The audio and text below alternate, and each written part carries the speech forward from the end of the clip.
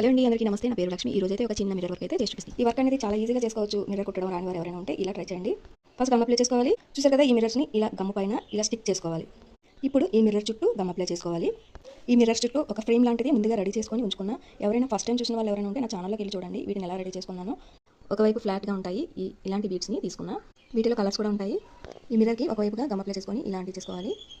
అలాగే మన ఛానల్లో ఇలాంటి మిర్రర్స్ డిజైన్స్ అయితే చాలా ఉన్నాయి. ఒకసారి చూడండి, నచ్చితే లైక్ చేయండి, సబ్స్క్రైబ్ కూడా చేసుకోండి. ఫుల్ వీడియో కావాలంటే కామెంట్ చేయండి. మిగిలిన బీడ్స్ కూడా ఇలాంటివి తీసుకోవాలి. నేను ఇప్పుడు బ్లాక్ కలర్ నార్మల్ థ్రెడ్ తీసుకున్నా. ఇది 4 లైన్స్ నీడిల్కి తీసుకున్నాను.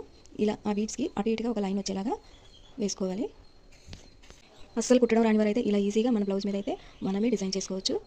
చూడండి, ఒక మిర్రర్ అయితే ఫినిష్ అయిపోయింది.